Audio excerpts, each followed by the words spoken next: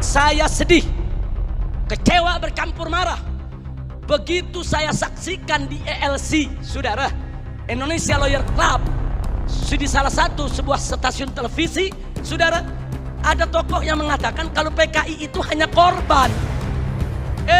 Kalau PKI itu korban, penjahatnya siapa? Kalau PKI korban, berarti penjahatnya NU, penjahatnya Banser, penjahatnya Masumi, penjahatnya tentara, penjahatnya Polri, penjahatnya negara, saudara. Ini fakta, ini bukan sekedar cerita, ini bukan khurafat, bukan takhayul, bukan dongeng, tapi ini fakta yang kita hadapi. Omong kosong kalau ada mengatakan PKI tidak akan bangkit.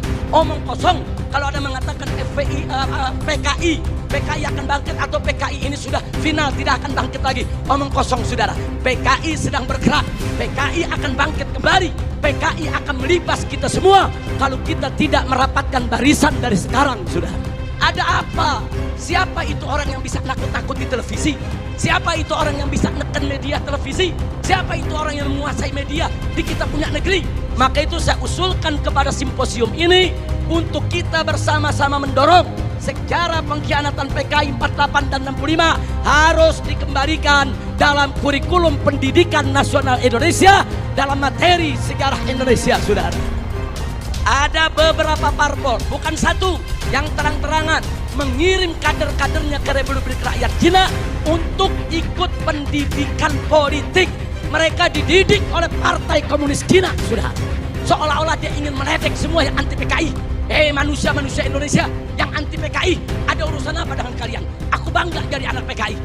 Bangsa Indonesia yang anti PKI, ada apa dengan kalian benci PKI? Ada apa musuh PKI? Aku anak PKI masuk parlemen dan aku bangga menjadi anak PKI. Innalillahi wa inna ilaihi rajiun. Kalau itu sudah masuk larangan, seorang Menko Polhukam tidak berhak melindungi logo Palu Arit hanya dengan alasan itu adalah tren kaula muda, sudah. Takbir, Allahu Akbar, merdeka.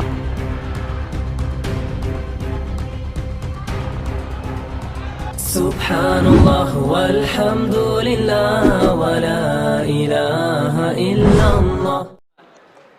Berikutnya kita menghemat waktu langsung ke Habib Rizik, silakan.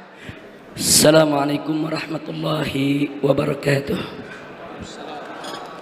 Bismillah, alhamdulillah, wassalatu wassalamu ala rasulillah wa ala alihi wa sahbihi wa mawalah.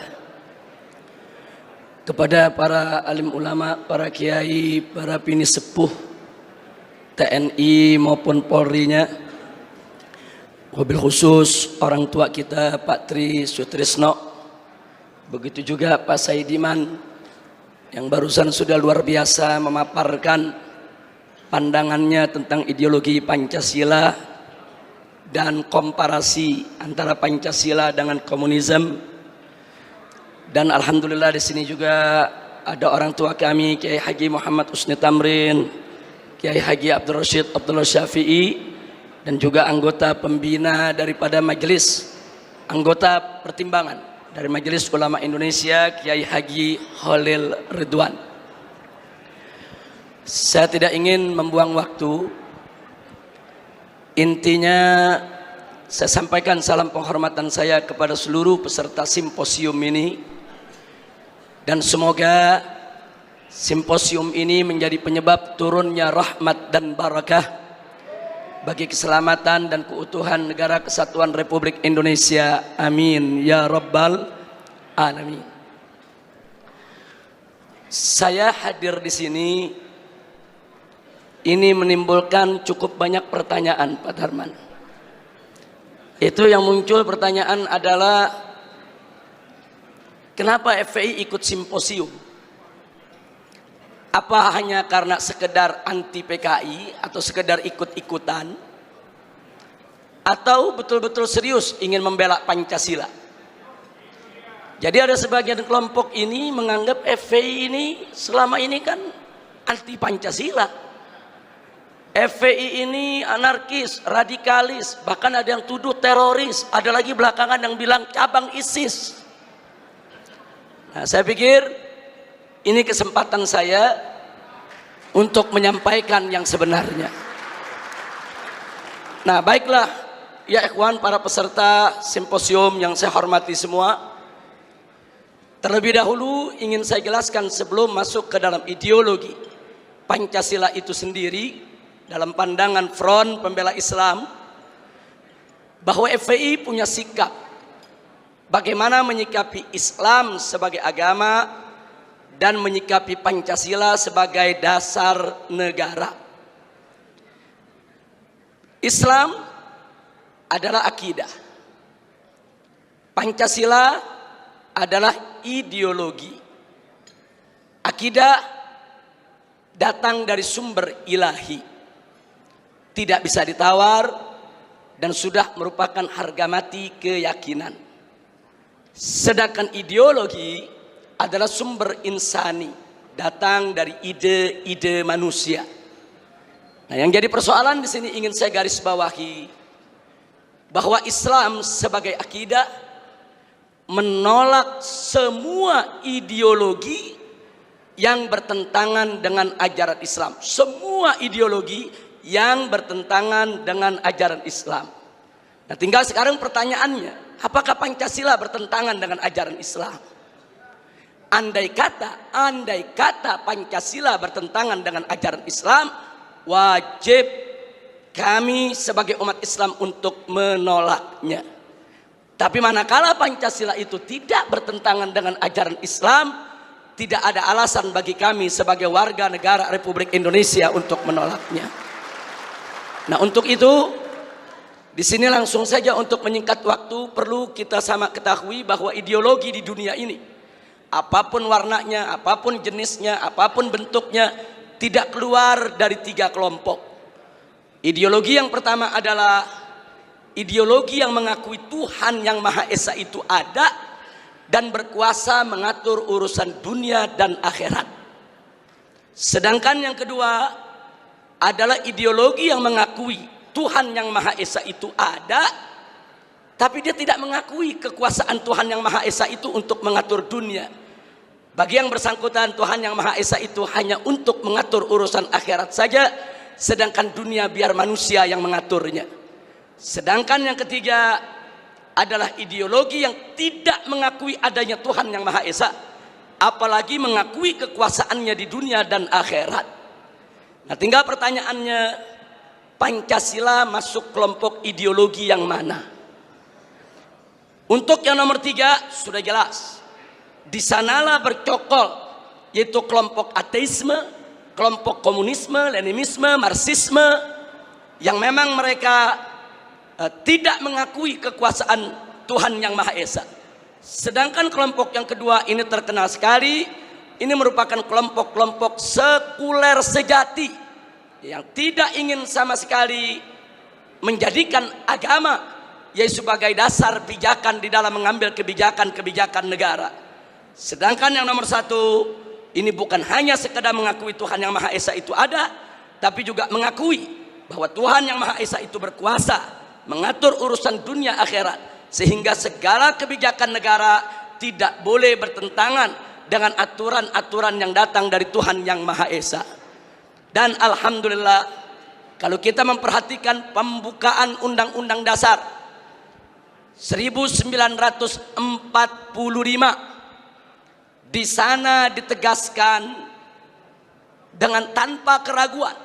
Begitu juga ditegaskan kembali dalam batang tubuh Undang-Undang Dasar 1945 pasal 29 ayat 1, bahwa negara Republik Indonesia berdasarkan ketuhanan yang Maha Esa.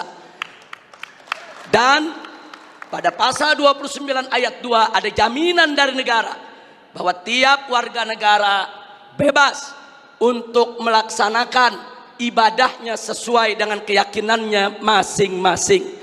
Dengan demikian, bahwa sesuai dengan pembukaan Undang-Undang Dasar 1945 dan batang tubuhnya, bahwa Pancasila menganut ideologi yang pertama sehingga tidak bertentangan dengan Islam, bahkan harus diasuh dalam rawatan Islam.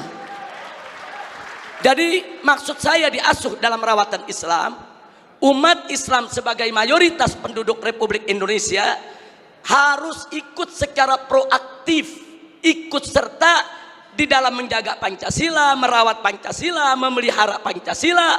Jangan sampai Pancasila ditafsirkan dengan aneka ragam penafsiran yang diselewengkan.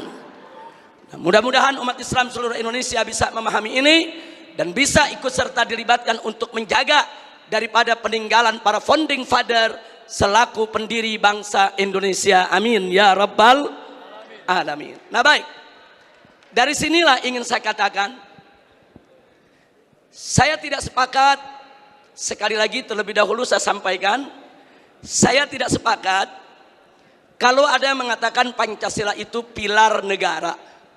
Karena dalam Undang-Undang Dasar kita, Pancasila itu adalah dasar negara. Andai kata, maaf, andai kata ada kelompok-kelompok yang tetap ngotot, maaf, ini bukan sembarangan pihak. Karena kemarin yang mengkampanyekan 4 pilar negara itu DPR MPR, nah, ke seluruh Indonesia. Nah karena itu saya katakan, andai kata pun 4 pilar negara itu sebagaimana yang mereka sampaikan, yaitu Pancasila, kemudian juga ada Undang-Undang Dasar 1945, Bhinneka Tunggal Ika dan NKRI, seluruhnya tetap harus berdiri atas dasar ketuhanan yang Maha Esa. Sehingga saya berani mengatakan dalam forum ini, Indonesia adalah negara berdasarkan ketuhanan yang Maha Esa. Artinya bagi kami umat Islam, Indonesia adalah negara tauhid, bukan negara ateisme. Nah, ini sengaja saya ingin tekankan di sini. Walaupun tadi katakanlah Pancasila, UUD 45, Bhinneka Tunggal Ika, NKRI mereka ingin jadikan sebagai pilar, tapi jangan lupa bahwa sila pertama daripada Pancasila yaitu ketuhanan yang Maha Esa itu merupakan sumber daripada sila-sila yang lainnya. Sila kedua, kemanusiaan yang adil dan beradab, itu semua bersumber daripada ajaran Tuhan yang Maha Esa. Sila ketiga, persatuan Indonesia, itu juga bersumber daripada ajaran Tuhan yang Maha Esa. Nah kemudian sila keempat, kerakyatan dipimpin oleh hikmat kebijaksanaan dalam permusyawaratan perwakilan, itu pun juga bersumber dari ajaran Tuhan yang Maha Esa tentang musyawarah untuk mencapai mufakat. Dan sila yang terakhir, yang kelima, keadilan sosial bagi seluruh rakyat Indonesia, itu juga bersumber daripada ajaran Tuhan yang Maha Esa. Jadi dasar utama Republik ini adalah ketuhanan yang Maha Esa. Dan ketuhanan yang Maha Esa bukan pilar negeri, tapi merupakan dasar negara. Mudah-mudahan Allah memberkahi kita semua. Nah baik, selanjutnya, kalau bicara tentang ketuhanan yang Maha Esa, saya selaku dai, guru agama, juru dakwah untuk umat Islam, maka saya tentunya punya persepsi sudut pandang yang tidak boleh keluar dari ajaran Al-Quran dan As-Sunnah.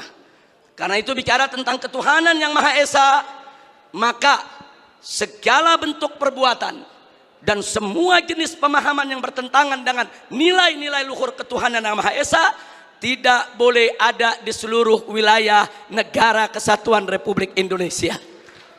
Yang oleh karenanya, dengan tanpa ragu saya nyatakan di sini, segala bentuk perbuatan, apapun perbuatannya, apakah itu sihir, perdukunan, pemurtadan, riba, korupsi, miras, narkoba, judi, persinahan, pornografi, porno aksi, premanisme, pembunuhan, dan terorisme, semuanya bertentangan dengan nilai-nilai luhur ketuhanan yang Maha Esa, tidak boleh ada di Republik ini ya ikhwan.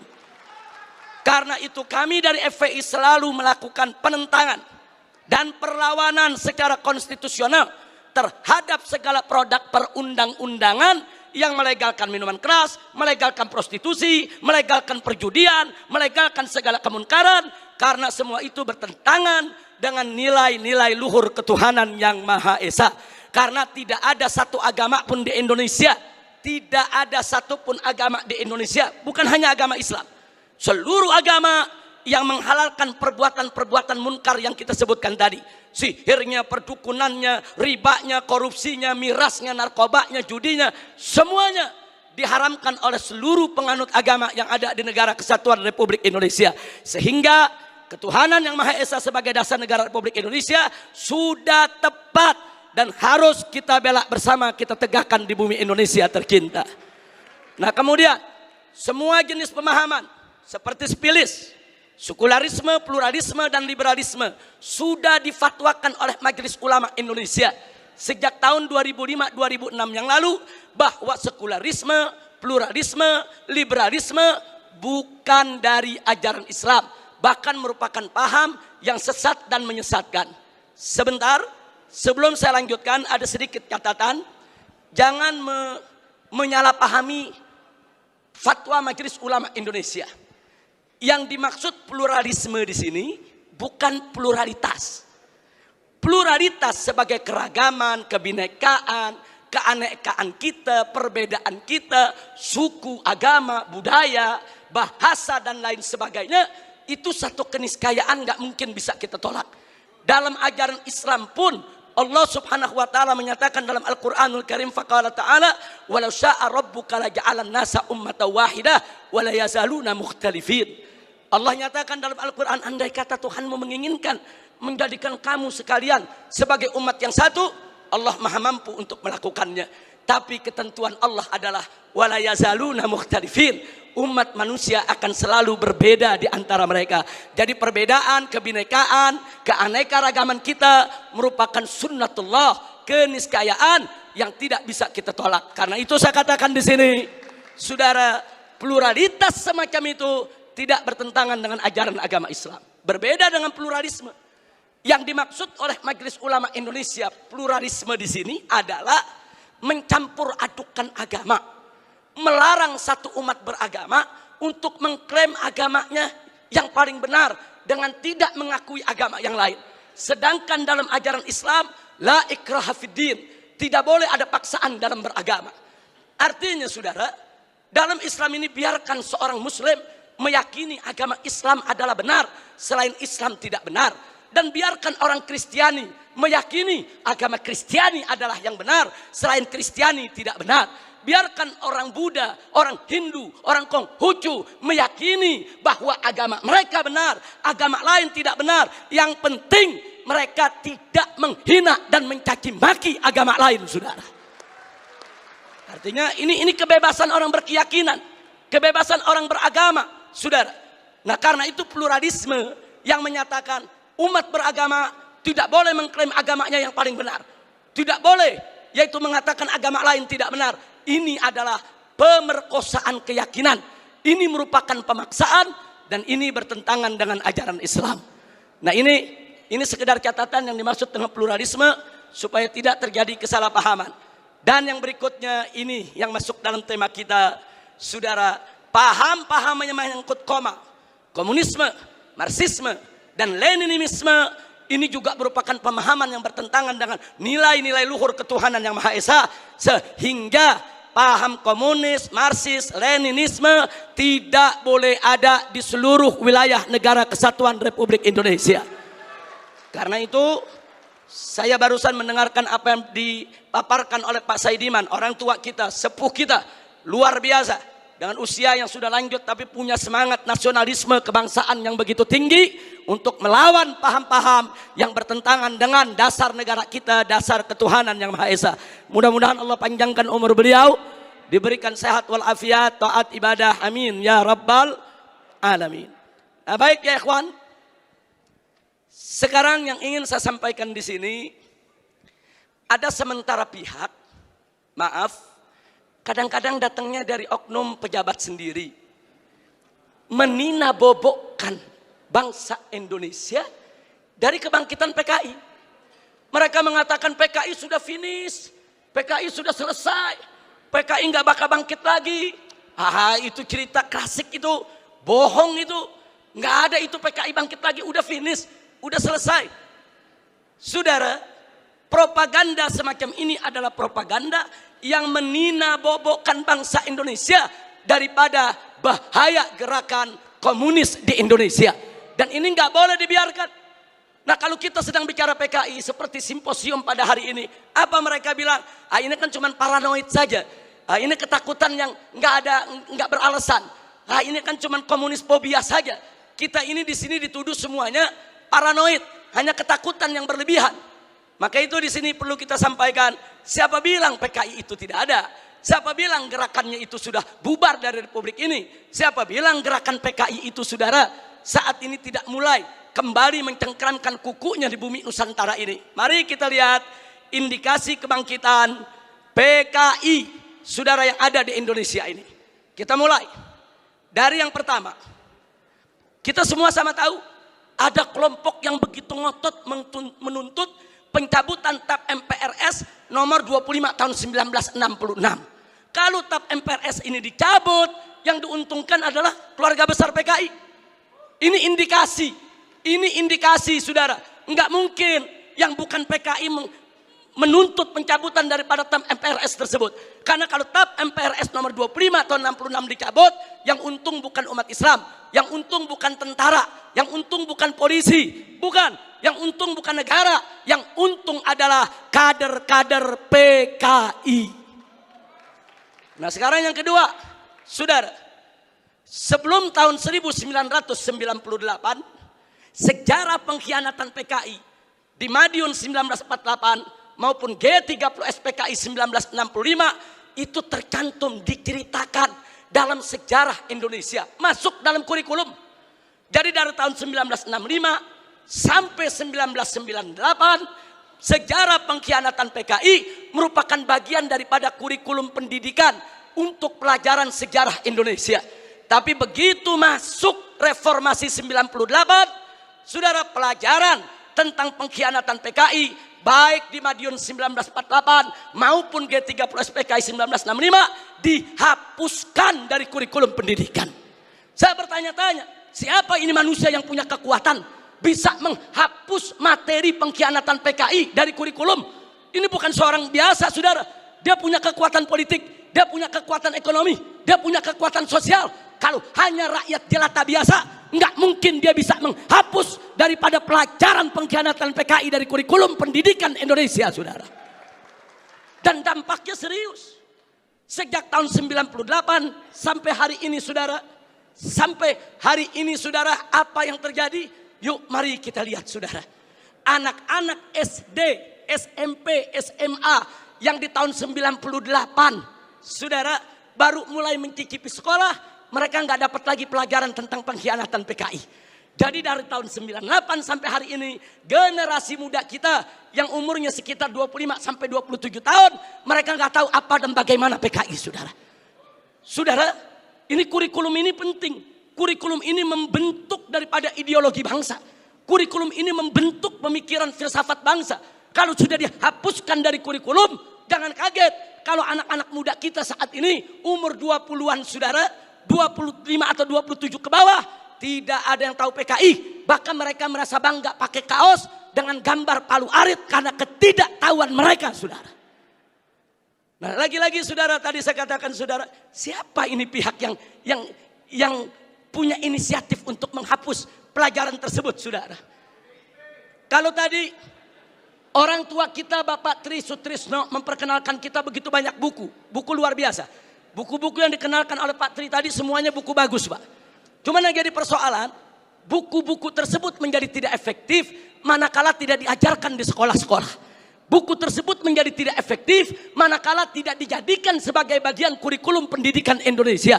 Maka itu saya usulkan kepada simposium ini untuk kita bersama-sama mendorong sejarah pengkhianatan PKI 48 dan 65 harus dikembalikan dalam kurikulum pendidikan nasional Indonesia dalam materi sejarah Indonesia, saudara. Baik, sekarang kita lihat lagi, saudara. Yang ketiga, sebelum tahun 98, saudara, televisi nasional khususnya TVRI setiap tanggal 30 September selalu memutar ulang film tentang pengkhianatan G30S PKI. So, hingga dari Sabang sampai Merauke, dari gunung sampai ke lembah, orang di kampung-kampung nonton film tersebut, saudara. Mereka tahu betapa biadabnya PKI, betapa zalimnya PKI, betapa pengkhianatan yang dilakukan oleh PKI. Tapi sayang sejuta sayang, setelah reformasi tahun 98 tidak ada satupun stasiun televisi sampai hari ini yang berani menayangkan kembali daripada film pengkhianatan G30S PKI, saudara. Ada apa? Siapa itu orang yang bisa nakut-nakuti televisi? Siapa itu orang yang bisa neken media televisi? Siapa itu orang yang menguasai media di kita punya negeri? Sampai media takut nggak berani untuk menayangkan film itu kembali, saudara. Akibatnya dari tahun 98 sampai hari ini anak-anak muda kita, saudara, nggak lagi tahu bagaimana kebiadaban PKI. Padahal kalau itu, saudara, ditayangkan di televisi, luar biasa. Luar biasa, saudara. Dari Sabang sampai Merauke se-Indonesia. Saudara, nah ini fakta. Ini merupakan indikasi kebangkitan PKI yang tidak terbantahkan. Omong kosong kalau ada mengatakan PKI tidak akan bangkit. Omong kosong kalau ada mengatakan PKI akan bangkit atau PKI ini sudah final, tidak akan bangkit lagi. Omong kosong, saudara. PKI sedang bergerak. PKI akan bangkit kembali. PKI akan melibas kita semua kalau kita tidak merapatkan barisan dari sekarang, saudara. Mudah-mudahan Allah menyatukan kita semua. Baik, yang keempat, langsung saja, saudara.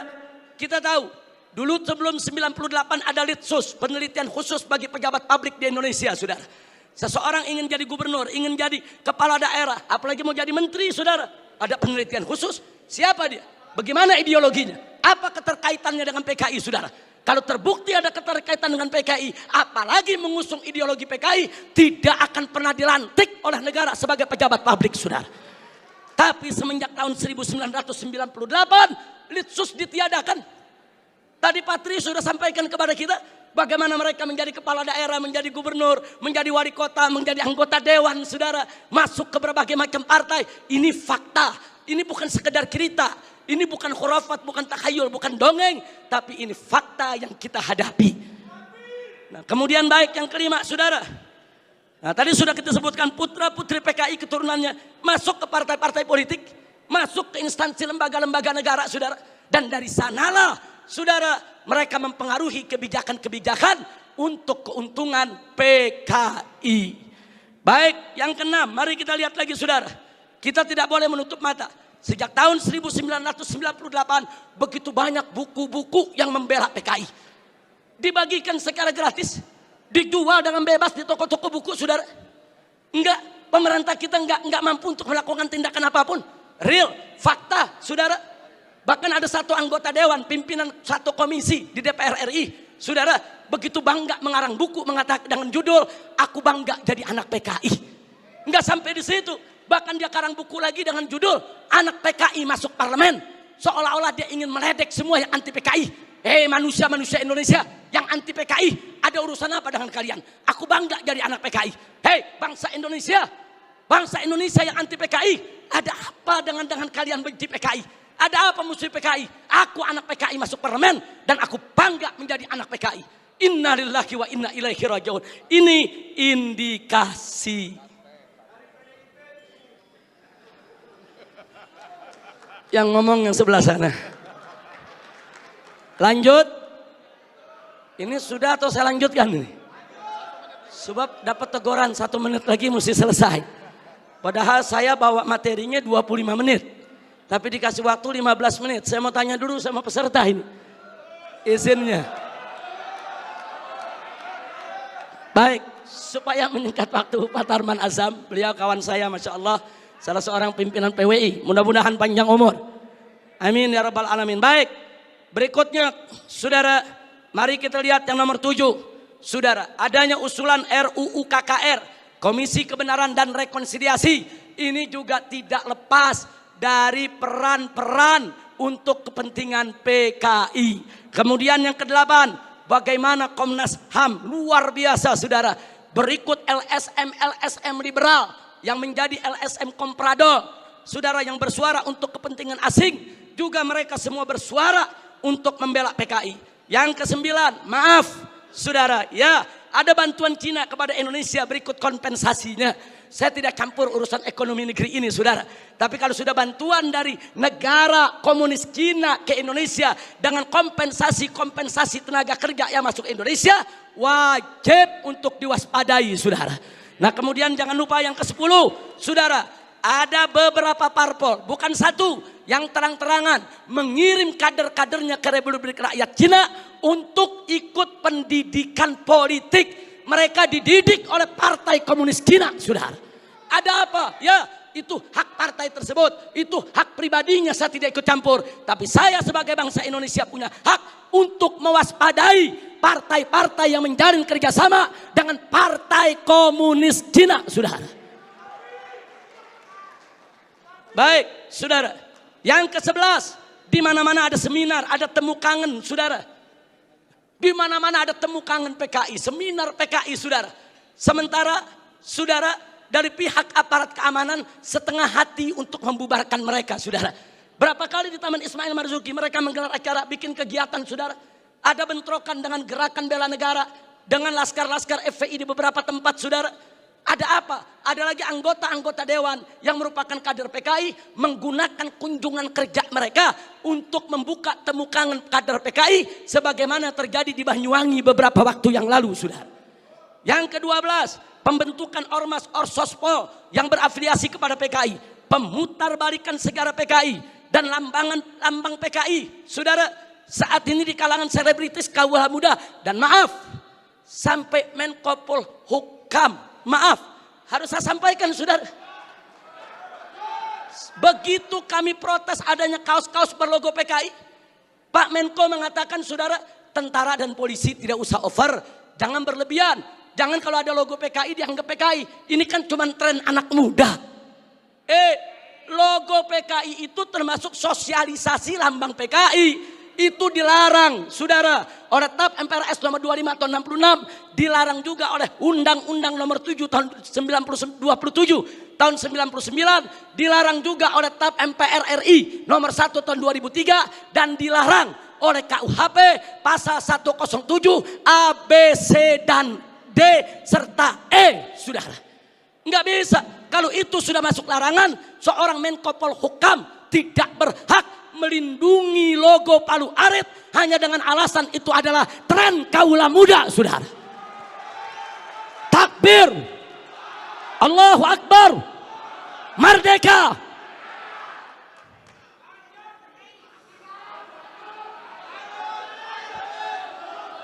Baik, yang ke-15, saudara. Belum lama ini, saudara, ada usulan konyol penghapusan kolom agama dari KTP, saudara. Kalau kolom agama dihapuskan dari KTP, saudara, maka ini merupakan kesempatan bagi kalangan ateis, bagi kalangan PKI untuk tidak lagi mencantumkan agamanya, saudara. Ini berbahaya, ini merupakan indikasi kebangkitan PKI. Baik, yang ke-16, saudara. Dorongan untuk minta maaf kepada PKI. Ada apa? Saya ditanya sama wartawan, Habib Rizik, ini bagaimana sikap FPI kalau presiden sampai minta maaf kepada PKI? Saya jawab, kalau presiden ngotot meminta maaf kepada PKI, saya usul sekalian saja minta maaf sama Belanda dan Jepang. Jangan tanggung-tanggung minta maaf, saudara. Minta maaf saja. Belanda, maaf dulu pejuang kami membunuh tentara Belanda. Jepang, maaf dulu gerilyawan kami membunuh Anda. Minta saja sekalian maaf kepada Belanda dan Jepang, saudara. Belanda dan Jepang itu penjahat, saudara, sebagaimana PKI. Bukan kita yang minta maaf kepada Belanda dan Jepang. Bukan kita yang minta maaf kepada PKI. PKI yang harus minta maaf kepada bangsa Indonesia, saudara. Baik, kemudian berikut yang ke-17, saudara. Maaf, sekarang ini ada jargon revolusi mental.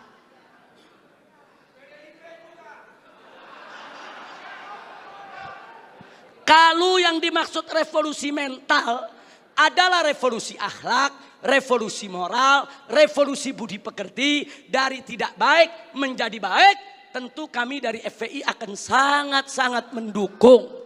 Tapi kalau yang dimaksud revolusi mental adalah membebaskan jiwa dari ikatan agama, membebaskan jiwa daripada aturan hukum Tuhan, sebagaimana yang pernah disuarakan oleh Karl Marx, sebagaimana di tahun 50-an pernah dikampanyekan oleh PKI. Ini jargon PKI dulu, saudara.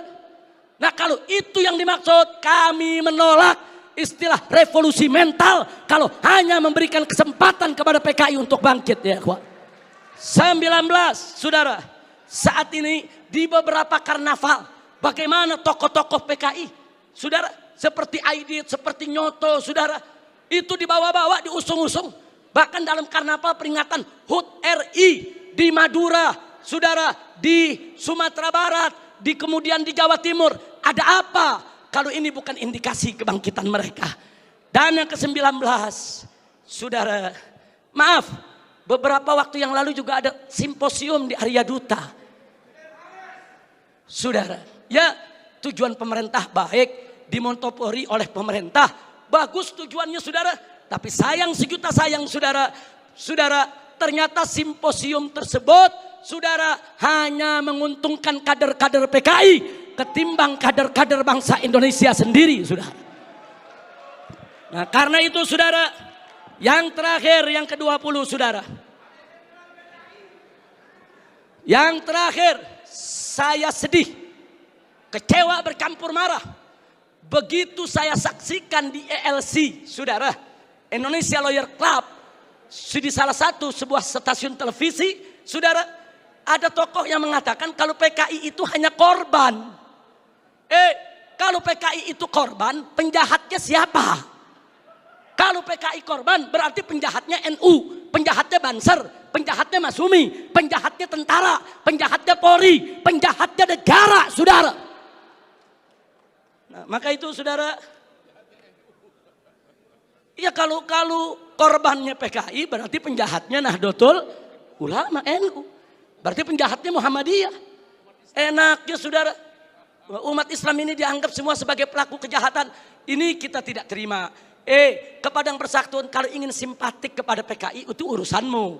Tapi jangan coba-coba mengatakan mereka korban. Itu akan menyinggung perasaan jutaan umat Islam di Indonesia. Baik saudara, saya di sini tidak mau sebentar karena waktu sudah sebentar. Implikasi saya lewatkan dulu. Paling tidak apa yang saya sampaikan barusan itu merupakan sebab kenapa FPI ikut simposium ini saudara. Nah karena itu akhirnya langsung saja kepada poin terakhir, kesimpulan dari yang ingin saya sampaikan. Usulan FPI untuk simposium ini. Untuk simposium ini. Pertama, saya mendukung apa yang disampaikan oleh tadi Bapak Tri Sutrisno. Saudara, ayo kita kembali kepada Pancasila dan Undang-Undang Dasar 1945 yang asli, yang dijiwai Piagam Jakarta sebagaimana amanat dekret Presiden 5 Juli tahun 1959. Takbir, merdeka. Yang kedua, ini usulan boleh diterima, boleh ditolak, boleh suka, boleh tidak suka, tapi paling tidak usulan ini menggambarkan beginilah nasionalisme FPI selama ini yang dijaga. Yang kedua, tolak segala perbuatan dan pemahaman ideologi yang bertentangan dengan nilai luhur ketuhanan yang Maha Esa sebagai jiwa daripada Pancasila. Apapun ideologi, pemahaman dan perbuatan yang bertentangan dengan nilai luhur ketuhanan yang Maha Esa harus kita tolak saudara. Termasuk pemahaman PKI, komunisme, ateisme, kemudian Leninisme, Marxisme, termasuk segala kemunkaran dan kemaksiatan yang bisa mengundang kemurkaan Allah sehingga bisa terjadi yaitu malapetaka dan musibah di negeri kita. Yang ketiga, tegakkan dan laksanakan TAP MPRS nomor 25 tahun 66, Undang-Undang nomor 27 tahun 99, TAP MPRI nomor 1 tahun 2003 dan KUHP pasal 107A sampai E. Karena itu kita serukan TNI dan Polri jangan pernah ragu. Anda semua punya payung hukum untuk menindak, menutup, membubarkan setiap kegiatan PKI di seluruh wilayah NKRI ini saudara. Kemudian yang keempat, ada 5 poin saudara. Tolak formalisasi rekonsiliasi dengan PKI. Saudara, saya punya cerita. Di tahun yang lalu, 16 Agustus tahun 2015, kami Ormas Islam itu melakukan long march yang diikuti oleh ratusan ribu umat Islam dari Senayan, Sudirman, Tamrin sampai ke Istana. Kenapa kami gelar itu parade tauhid saudara dengan ratusan ribu umat Islam? Karena kami dengar dari sumber yang sangat terpercaya bahwa Presiden saudara berencana untuk memasukkan saudara item permohonan maaf kepada PKI di dalam pidato kenegaraannya. Kita melakukan demo-demo kecil dan puncaknya yaitu tanggal 16 Agustus 2015 saudara. Nah lalu apa saudara? Di situ umat Islam sepakat. Kalau Presiden Jokowi tetap ngotot meminta maaf kepada PKI atas nama negara, kami akan serukan umat Islam, saudara, dan seluruh bangsa Indonesia dari Sabang sampai Merauke, kita turun ke jalan, lengserkan siapapun presiden yang membela PKI, saudara. Takbir, merdeka. Nah kenapa kami tolak formalisasi rekonsiliasi dengan PKI? Karena akan membuka luka lama sejarah dan bisa membuka pintu fitnah yang berbahaya. Yang ingin saya berbagi cerita, saudara, 2 minggu setelah kami turun, saya diundang oleh Menko Polhukam di rumahnya. Kami diajak dialog soal PKI. Saya tanyakan langsung kepada beliau, apa betul Presiden tetap akan minta maaf kepada PKI? Beliau saat itu memberikan jaminan, Habib, Presiden tidak akan minta maaf kepada PKI. Kalau sampai saya menyetujui itu, beliau tunjuk pengawalnya di sebelah Kopassus. Ini anak buah saya, Kopassus akan tembak kepala saya. Nah, terus saya tanya lagi, saudara, kepada beliau, baik, tapi saya dengar Anda dapat tugas khusus dari Presiden untuk mencari formulasi rekonsiliasi nasional berkaitan dengan PKI. Nah, beliau jawab, betul. Jadi beliau tidak menafi, saudara, betul. Saya dapat tugas bagaimana mencari formulasi rekonsiliasi kita dengan PKI. Baik, saya tanya, itu maksud rekonsiliasi itu apa, Pak? Tujuannya apa? Apa tujuannya? Oh, dikatakan supaya tidak ada dendam di antara kita, supaya kita hidup damai. Oh, kita tolak, saudara. Tidak perlu rekonsiliasi yang formal. Sebab, saudara, rekonsiliasi secara alami telah berjalan di tengah masyarakat antara PKI dengan bangsa Indonesia, saudara. Artinya hari ini seluruh kader-kader PKI, keturunan PKI sudah mendapatkan hak sosialnya, hak sipilnya, hak budayanya, hak politiknya, hak ekonominya. Mereka minta apa lagi? Mereka jadi pejabat bisa, jadi pengusaha bisa. Mereka udah nggak diganggu oleh umat Islam, saudara. Itu rekonsiliasi alami, saudara. Tinggal kita minta kepada keturunan PKI tersebut, silakan kalian berkarya, silakan kalian ini berkarir, silakan kalian berjuang untuk bangsa ini. Tapi satu syarat, kami tidak akan ganggu kalian jadi pejabat, jadi bisnismen, jadi pengusaha. Tidak. Tapi syarat, jangan lagi bangkitkan ideologi komunis, jangan lagi bangkitkan partai komunis di Indonesia.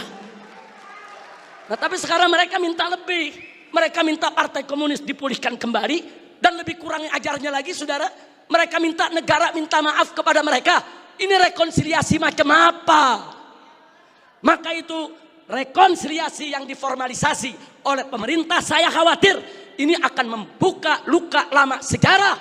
Dan ini bisa membuka fitnah yang sangat berbahaya, saudara. Makanya tepat yang dikatakan oleh Kiai Haji Salahuddin Wahid, cucu daripada saudara pendiri Nahdlatul Ulama beberapa waktu yang lalu, kalau presiden, pemerintah ini sampai minta maaf kepada PKI, akan melukai seluruh perasaan daripada warga NU. Dan saudara, lebih telak lagi yang disampaikan oleh anggota Dewan Pertimbangan Presiden, yaitu Kiai Haji Hasim Muzadi. Beliau sampaikan langsung kepada Bapak Presiden, kalau Bapak minta maaf kepada PKI, bukan hanya NU yang terlukai, seluruh umat Islam bangsa ini akan terlukai. Ini bahaya, ini negeri udah damai, udah tenang. Kita nggak ribut-ribut lagi soal PKI, saudara. Kenapa mau dikorek-korek lagi luka lama, saudara? Nah, karena itu, saudara, kalau ada usulan bongkar itu kuburan massal yang isinya PKI, apa seluruh kuburan mau dibongkar? Kuburan kiai-kiai, santri-santri, saudara, umat Islam yang mereka sembelih, apa semua mau dibongkar? Apa semua juga mau dibangkitkan kembali? Yaitu luka lama yang sudah ada. Ini pertimbangan tidak rasional, saudara. Karena itu kami dari FPI menolak formalisasi rekonsiliasi dengan alasan apapun, saudara. Tapi kami menerima kader-kader keturunan PKI saat ini dikembalikan hak sosialnya, hak ekonominya, hak politiknya, saudara. Kita terima, mereka bangsa kita, mereka saudara kita. Silakan hidup bersaudara berdampingan dengan kita, dan mereka harus tunduk kepada Pancasila. Jangan lagi menghidupkan daripada komunisme. Sebagai penutup yang kelima, saudara, saya ajak semua yang ada di sini untuk menyerukan jihad konstitusional secara nasional melawan semua gerakan komunis dan neolib untuk selamatkan keutuhan negara kesatuan Republik Indonesia, saudara. Takbir, Allahu Akbar, merdeka. Itu saja yang bisa saya sampaikan. Hadiahnya Allah wa iyyakum ila siratal mustaqim. Wassalamualaikum warahmatullahi wabarakatuh. Bapak Ibu, saya mau baca catatan dari panitia ya. PKI terbukti telah melakukan berbagai pelanggaran HAM sejak berdirinya Republik Indonesia. Kekejian pertama terjadi tahun 46. Ada tokoh PKI di Selawi, Tegal, namanya Kutil, berjuluk Kutil, telah menyembelih seluruh pejabat pemerintah di sana